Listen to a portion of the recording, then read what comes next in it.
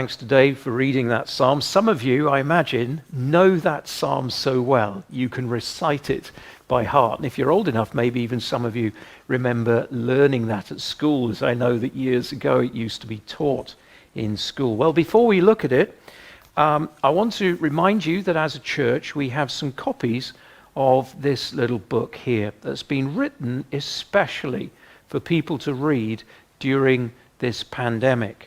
It's called The Only Comfort in Life and Death. And it's a book about faith and hope in the pandemic. Now, we have copies of this as a church, and we're offering them to you free. If you would like one of these, please email us at info@lfec.org, and we would be very delighted to send you one of these. No strings attached, just something for you to read. If you can't remember that email address, just look up our website and you'll see the contact details there. So that's The Only Comfort in Life and Death, Faith and Hope in the Pandemic. Well, this morning we're starting a new series on Sunday mornings. Recently, we've been looking in particular at important pastoral lessons from Paul's second letter to the Corinthians in the New Testament. This morning, we're moving into the Old Testament to start a series that decided to call Life Songs. The reason being, we're going to look at a series of psalms. We're not going to look at all the psalms, there's 150 of them. And one of them in particular, the 119th Psalm, is very, very long. But what we've decided to do is to take a selection of these Psalms, and that just as we did with 2 Corinthians, to seek to apply this pastorally to our situation in the days in which we live. We're also very aware that the days in which we find ourselves are very challenging, that we need to be encouraged in a particular way and strengthened from the Word of God. So what I want to do first of all this morning is take some time to give you, if you like, a general introduction to the book of Psalms. If you are a Christian or you've been familiar with the Bible, you will know some of these psalms. Certainly if you've attended funeral services over the years, you'll be familiar most probably with the 23rd Psalm. The Lord is my shepherd, I shall not want. But the book of Psalms is really the songbook of the Bible. And the emphasis here is not on the music, but it's on the words. It's a book of lyrics, if you like. Or you might say it's a book of poetry, conveying to us again and again God's truth. It is rich in Christian theology, but it's presented to us in such a way that it is to stimulate our minds, but also move our hearts to respond to God. In other words, it is a book which has been given particularly to provoke worship from us towards God. And there is a huge emphasis in the book of Psalms on prayer. And what we're going to see in this series is that the Psalms in many ways reflect the different moods of the human soul. This is why the book of Psalms is so very helpful pastorally. There are Psalms that give us the opportunity to express joy and thankfulness. But there are also Psalms that give us the opportunity to express our questions towards God and even our complaints towards God. The Psalms reflect the varying moods of the soul, and in that sense, they show us again how realistic God is in the way in which he addresses us as human beings. Personally, I think we should, and I would really encourage you in this, to be always reading the book of Psalms in the way in which you read the Bible. Always try and read something every day from the book of Psalms. And what can we say about the book of Psalms? Well, mostly the Psalms we have here are written by David, King David. But there are psalms here written by other people, most notably probably coming second to David in terms of the number of psalms that are credited to him is a man called Asaph. There's another interesting group known as the sons of Korah, who wrote several of the psalms. And then you have psalms which are known as orphan psalms, in the sense that there is no real clear sense of who has written it, no known author or human author. But of course the great author of the Psalms, as indeed of the whole of the Bible, is God himself.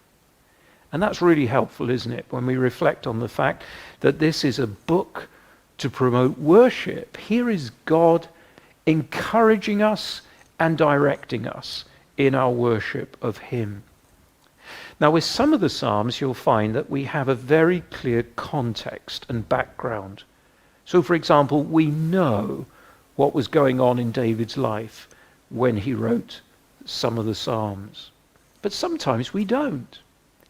And really, that doesn't matter necessarily. Because what you find with the Psalms is that as you read them, they are so engaging with human experience that we relate to what has been written very, very quickly. Now, often the Psalms function as standalone Psalms. I mentioned Psalm 23. You're probably familiar with that. There will be other Psalms which I'm sure you're familiar with. And that's great, but sometimes it can lead us down a path where we see these Psalms almost as standalone individual chapters in this book. But the reality is they're actually grouped together. That the 150 Psalms are grouped or divided into 5 books. So, for example, Psalm 1 to Psalm 41 is considered to be book 1. Psalm 42 to 72 is book 2, and so on. And each one of these books ends in a very particular way. It ends with extravagant praise and thankfulness to God. So, for example, the ending of Psalm 41 and the ending of Psalm 72 simply ends with Amen and Amen. They're very clear notes of praise and thankfulness. Now, some people have suggested, and I think there's something in this, that these 5 books of the Psalms reflect the first 5 books of the Old Testament, the books of the law. And there's a very interesting interconnection between them. Now, the Psalms form part of a series of books in the Bible which are known as wisdom literature. So along with Psalms, you have the book of Job, the book of Ecclesiastes, the book of Proverbs, and then Song of Songs. And wisdom literature is really interesting.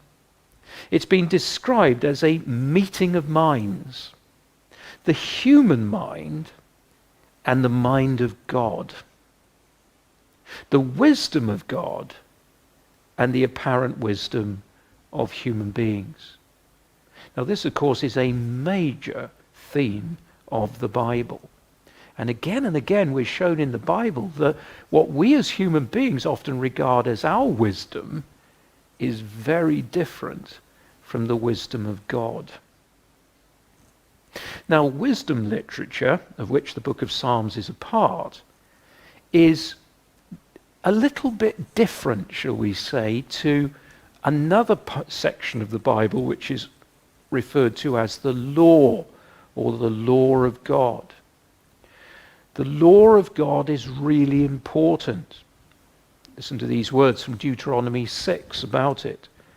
These are the commands, decrees, and laws the Lord your God directed me to teach you to observe in the land you are crossing the Jordan to possess. This is God speaking to the children of Israel in the wilderness.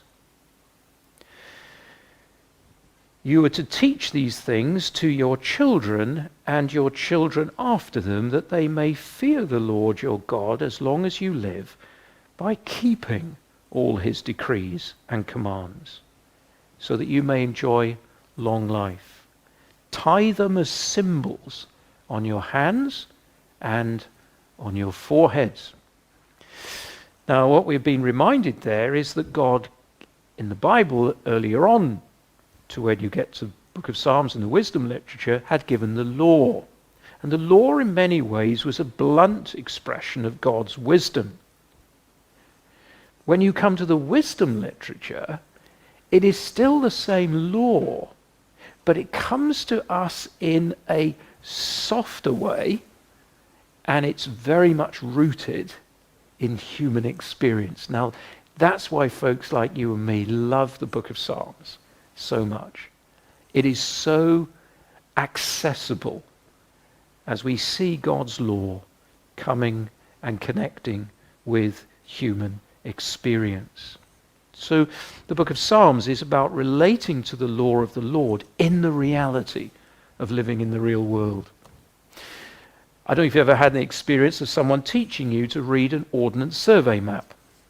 It's quite a skill to read the contours, to see the elevation, to see what the various symbols mean, to spot the rivers and see the paths. And I can remember learning this. I had a great interest in the outdoors as a teenager, and mountains and climbing, and having to be taught how to read an OS map. And you can look at a region and you can look at an area and you think to yourself, you build that mental picture and you think to yourself, I've really understood that. And then you get outside and you get into the hills and you feel the gradient of the mountain, and suddenly you have the weather and you have the wind and you have the beauty of your surroundings.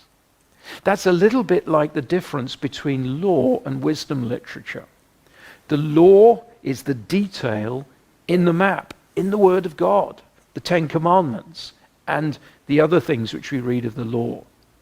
But wisdom literature is about, well, what happens when we go into the world with the law of God and all the challenges that it creates. Probably the clearest expression of this is the book of Job.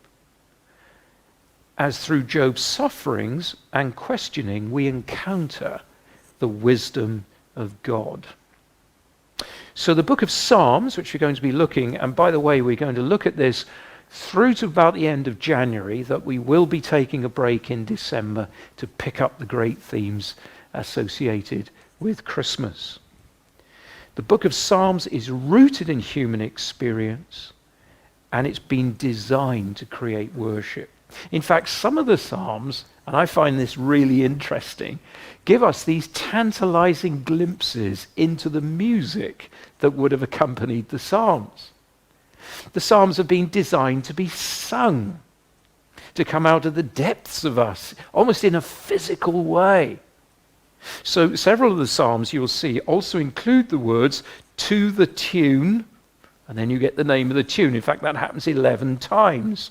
One of the most popular tunes was the tune "Do Not Destroy," which is associated with Psalm 57, 58, 59, and Psalm 75. Another tune was the tune "Lilies." That also was quite popular. These tunes have been lost, but they remind us that there is something that happens to us as Christians when we do sing God's truth and we express it from our hearts. This is something which is picked up very much in the New Testament, isn't it? Let the word of Christ dwell in you richly as you teach and admonish one another with all wisdom, and as you sing psalms, hymns, and spiritual songs with gratitude in your hearts to God. Well, the emphasis is always on the words, but the act of singing matters, and that's why in these COVID days it's tricky, isn't it? It's difficult. We can't meet together.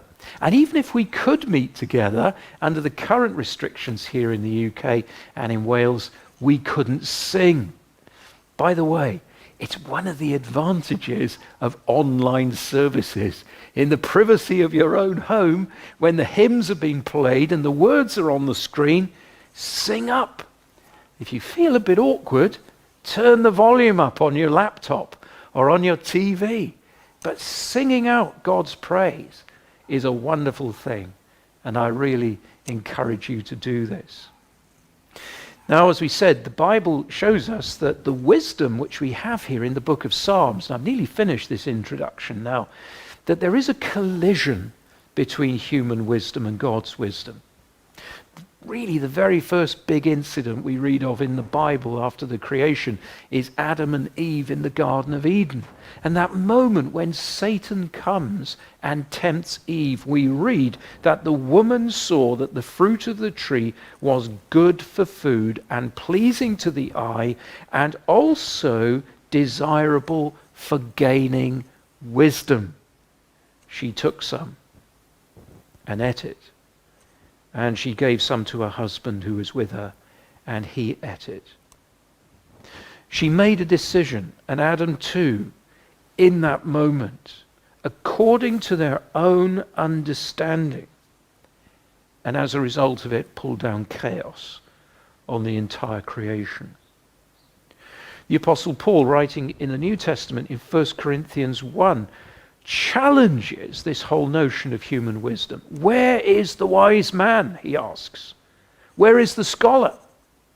Where is the philosopher of this age? Of course, Paul is speaking these words into Corinth, a city known for its great emphasis on learning and wisdom and philosophy. And Paul is saying, well, who are these people? Where are they? He goes on to say this, has not God made foolish the wisdom of the world? Now you and I know that we are in a world which has its own wisdom. People will tell you about values and ethics and what is right and what is wrong, or is there right and is there wrong, or is everything relative and all the rest of it. There are all sorts of ideas in our world today. Wisdom literature pulls us back to this one great observation. God has spoken, and what he speaks is true. True truth, as one Christian philosopher called it. Truth unchanged and unchanging. And it's our privilege now to begin to look at this. And I want to say that with this little series, we're going to home in on three particular areas of the Psalms. Now, remember, we're calling this series Life Songs. The Psalms are songs. They're praise to God, as we've been seeing. And so what we're going to look at over the next few weeks, first of all, are what we might call a few classic hits. Classics. Just as in the area of secular music or common grace music, we have the musical genre of classical music. We're going to be looking at some classic psalms. What do we mean by that? Really well-known psalms. And we're going to look at them and refresh our understanding of God through them. And then we're going to look at, we're going to look at the blues. Because some of the psalms are known as lament psalms. There's a lot of talk amongst Christians today about lament. But not everybody has fully understood what is meant by biblical lament. I don't know if you like the blues.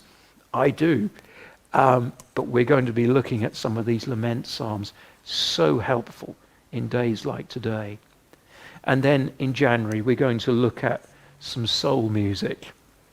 We're going to look at some psalms that speak very particularly about the cry of the heart to God. And we trust that these three areas, classics, blues, and soul, will be a great blessing to you. Well, very quickly now, let's go to Psalm 1. It's a short psalm, and it's well known, and it certainly is one of the classic psalms. But did you realize that Psalm 1 works as an introduction to the whole book of Psalms? It's a bit like a key, just as if you've been following us on Sunday evenings when we're looking at the letter written by Luke, known as the Acts of the Apostles.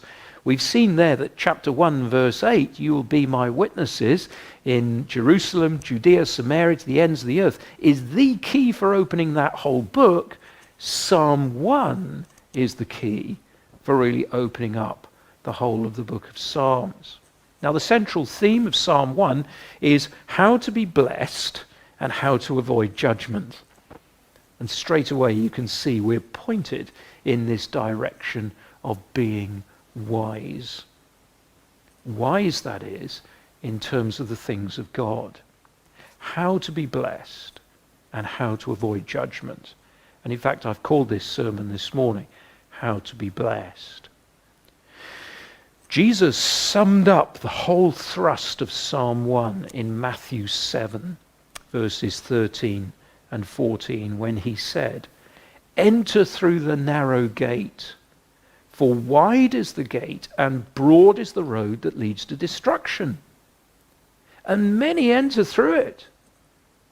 But small is the gate and narrow the road that leads to life, and only a few find it." I trust this morning you have found it. And of course, Jesus ultimately there is speaking of himself. He is the road that leads to life, and he can be found by you. Well, Psalm 1 verse 1 begins with, "Blessed is the man," or "Blessed is the man." Blessed is a great word in the book of Psalms. It occurs many, many times. But what does it mean? What does it mean to be blessed? Well, essentially, it does mean the word we would recognize as the word happy. But our word happy can be used in all sorts of contexts. Here it's really speaking of deep, profound, almost overwhelming happiness. Let me give you a quick illustration. I remember when my wife had our son, and she was in hospital in Leeds we were, so Leeds General Infirmary. And it used to be my privilege to go and visit, and I get in the car, but there was a problem of getting to Leeds General Infirmary, or LGI as it's known up there. It's a problem of parking. It always is with hospitals. And I can remember being a little bit anxious and wanting to not spend much of my visiting time trying to find a parking space. I hope to find one soon. And you see a space and in you go. I would feel happy. Great, got a parking space. I would be happy. And then I'd make my way into the hospital, up in the escalator, up in the lift, and onto the ward. And there they would be, the new baby. And I'd be happy then as well. But I can tell you now, there was a great difference between the happiness in finding a parking space and the happiness of seeing our little lad Gareth, newly born, with his mum, my wife, Karen. And you understand that, you recognize that. And when the Psalms speak about being blessed, it's speaking about deep, profound happiness. And Jesus picks up on this in his Sermon on the Mount when he gives what we often refer to as the Beatitudes. Blessed are the poor in spirit, for theirs is the kingdom of heaven, and so on. Again, happy.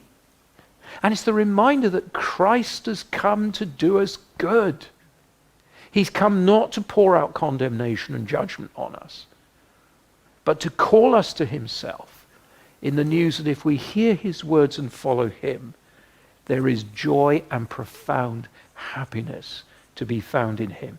Now, finding happiness in life is a major preoccupation. It's not just a 21st century preoccupation, it's been the preoccupation of humanity through the ages. I was fascinated yesterday to see that even on the NHS website, there is a page entitled How to Be Happier. And it's the recognition that many people's lives are filled with sadness or the absence of happiness. And so we're given advice today. And these articles are all over the place. They say, avoid negativity, stay away from negative people. Block all those people on Facebook and Twitter who are always moaning and carping, but instead surround yourself with positive people. They tell us to invest in our self-esteem, to take exercise, watch your diet, get a hobby, have a pet. All of these sorts of things are supposed to make us more happy. And underlining this all in our culture is this belief that we have a right to be happy. That one of the worst things that can happen to us today, in terms of the wisdom of the world today, is that we find we're sad. One of the tragedies, I think, of this is that the very real and serious problem of depression has been, well, as a word at least, has been hijacked and turned into an index of happiness. The effect is that, as we say, the word happy has become very superficial in our world. But the Psalms use it not in that superficial way. They're speaking of something very, very deep going on here. Now, what you see in Psalm 1, laid out before us in these simple 6 verses, is sometimes referred to by people in this way as being 2 ways to live. There is the way to life, and there is the way to death. The way to life, here is real wisdom. Interestingly, it begins with things that we're not to do. Verse 1, blessed is the man who does not walk in the counsel of the wicked, or stand in the way of sinners, or sit in the seat of mockers. We need to realize that the idea that freedom is always the way to happiness, in terms of God's wisdom, is not necessarily true. In fact, it was the ancient lie of Satan in Eden to Adam and to Eve. Eat this, and you will be like God. Complete freedom. No restraints, no restrictions.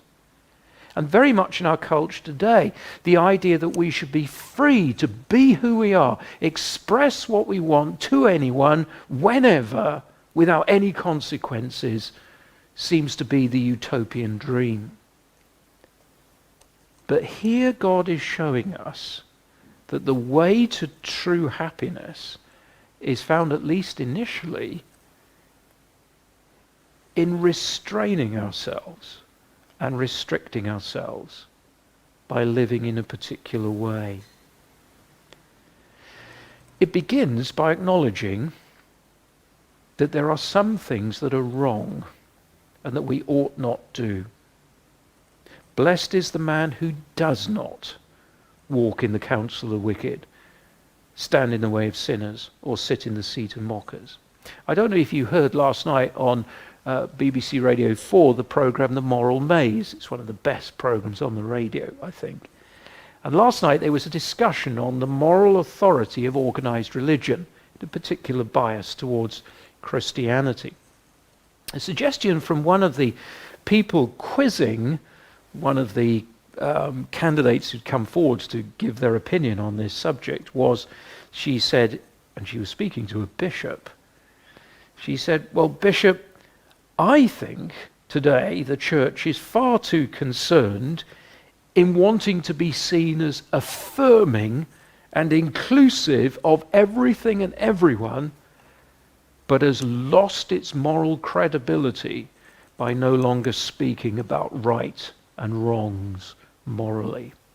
Wow, what a challenge. And absolutely right. And here at the beginning of Psalm 1, we are pointed to the reality that there is a wrong way to live and a right way. Now the emphasis is on living the right way, and this way being the way to life. And here we're being shown that being blessed, not only is it not telling us that total freedom is not necessarily the way to happiness, it's also showing us that happiness is not really rooted in just our circumstances. It's more to do with us and how we live. In other words, there's no victim mentality or blaming mentality here. The happiness we are invited to know from God comes as a result of us taking responsibility. Well, what is it that we're to avoid? The 3 things, very simply. We are not to walk in the counsel of the wicked. What does that mean? Well, this is addressing our thinking, counsel. Counselors, somebody who listens, but maybe somebody who directs and advises or helps you think things through in a fresh way. To be blessed is to avoid the counsel, the wisdom, the thinking of the wicked. Secondly, it's to avoid standing in the way of sinners. That's about behavior, adopting the posture of the world, the unbelieving world, the God-rejecting world.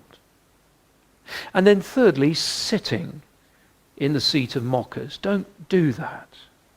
Don't get to a point in your life where you really belong amongst those who mock God. Thinking, behavior, belonging. And you may notice in these words that we have here in verse 1 that it's really like a slippery slope. There's counsel, wisdom, ideas. That leads to way, an actual way of living. And then there's sitting, being part of and living. Decline always begins, first of all, in ideas and values. And when we embrace those values, it's reflected in our living. And when we live long enough like that, we become something. There's a slippery slope. And it's also reflected in verse 1, and I picked up on this particularly because I used to be a physiotherapist. I was interested in movement and disorders of movement. So it speaks about first walking, then standing, then sitting. It's a downward progression. Avoid this, says God. Instead, by turning your back on all of this, in verse 2, we're told we are to delight in the law of the Lord, and on his law we are to meditate day and night. Now, what does that mean? There are two things here. The first is we are to delight in the law of the Lord. The Hebrew word for delight here is a very strong word. It really means to find real pleasure. To find the law of the Lord as something that thrills us and is incredibly important and valuable to us. What do we mean by the law of the Lord? Well, we mean his truth. The wisdom of God is the law of the Lord. It's his standards, his view of the world, his understanding of who we are as human beings. It's his instruction on how we should approach him and respond to him and live in this world. It is about morals, it is about ethics. But also we're being told here, by delighting in it, it is to be our priority. And here is where the Christian finds true counsel. Not the counsel of the wicked, or the wisdom of the wicked, but the wisdom of God. And we're to delight in it. We're to find it's a rich source of comfort and wisdom and enabling.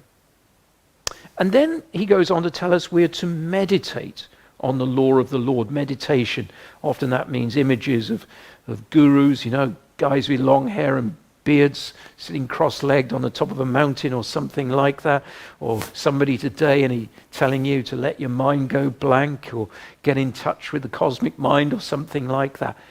That's not what is meant here. The Hebrew word for meditating can sometimes be translated as muttering or the repeated cooing of a dove. We are to take God's truth and we are to do as one old preacher in England, William Grimshaw, used to like to say, we are to be soul chewing the truth of God, chewing it over in our souls. So we don't just flick through the pages and say, well, I've read that, I've done that. No, we break it down. We seek to understand it. And then we think about it. We meditate on it. We explore its meaning, how it applies to us and the world around us. So the way to happiness, we're being told here, is avoid the thinking, the behavior and belonging of those who reject God, and instead delight in the law of the Lord, the Bible, and meditate on it. Take it into your life. This is the way to a happy and secure life, which is illustrated in verse 3. Because he says that man is, and he uses an illustration, he's like a tree planted by streams of water. Plenty to keep the tree healthy and alive. It yields its fruit in season. It's prosperous. whose leaf does not wither, whatever he does prospers. It's a wonderful picture of security and health and fertility. And this, of course, is contrasted much more briefly with the way to death. And the way to death is simply to ignore everything that God is saying in verse 1 and verse 2. To reject or ignore the law of the Lord. And instead to replace it with what verse 1 has called the counsel of the wicked. Interestingly, in another one of the wisdom literature books, the book of Proverbs, chapter 14, we're told there that there is a way that seems right to a man, but in the end, it leads to death. And this is this collision, isn't it? Between how I see the world, what I think is right, and the values and the opinions of my generation and my culture. All of this contrasted with the law of the Lord. And really the psalmist is telling us here that to reject the law of the Lord and to go with your own opinion, or the opinions of the opinion makers of our days, the philosophers, the wise men, that actually that is what it means to do something really wicked. The counsel of the wicked is not the wisdom of a bunch of bank robbers or terrorists or something like that. No, it's simply the opinions and the ideas of people who reject God. And this puts us, verse 4 says, in a terrible place. The wicked, they are like chaff that the wind blows away, like sawdust on a windy day. That's in contrast to the tree planted by streams of water. Which would you rather be? Sawdust blown by the whim of the wind, or a tree, a living tree, planted, secure, and fruitful? And indeed the situation becomes more grim in verses 5 and 6. Verse 5 in particular, the wicked will not stand in the judgment, nor sinners in the assembly of the righteous. For the Lord watches over the way of the righteous, but the way of the wicked will perish. And ultimately this psalm is showing us that this business of choosing or rejecting, embracing or rejecting the wisdom of God, there are massive consequences. Indeed, there are eternal consequences. So the way to life is to delight and live off the law of the Lord. And that's what we're going to see in these psalms again and again. And the way to death is to reject and refuse the law of the Lord. And I wonder how it is with you today. Are you delighting in or rejecting the wisdom of God? In conclusion, I need to remind you that the law of the Lord ultimately takes us to a very particular place. Or should I say more accurately, a particular person. It takes us not into a structure of rules and regulations, the do's and do nots. The law of God ultimately takes us to Christ. Christ is the man, the ultimate man that this psalm speaks about, the tree planted by streams of water, which yields its fruit in season and whose leaf does not wither. Whatever he does prospers. That is ultimately a description of the Lord Jesus Christ himself. And so this psalm is already hinting at this news that the Bible goes on to develop and present to us most clearly, that if we would be truly blessed, we must put our confidence in Jesus Christ, who is the wisdom of God.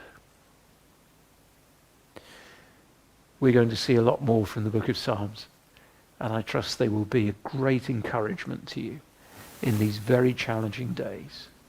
Delight yourself in the law of the Lord and meditate on his law day and night.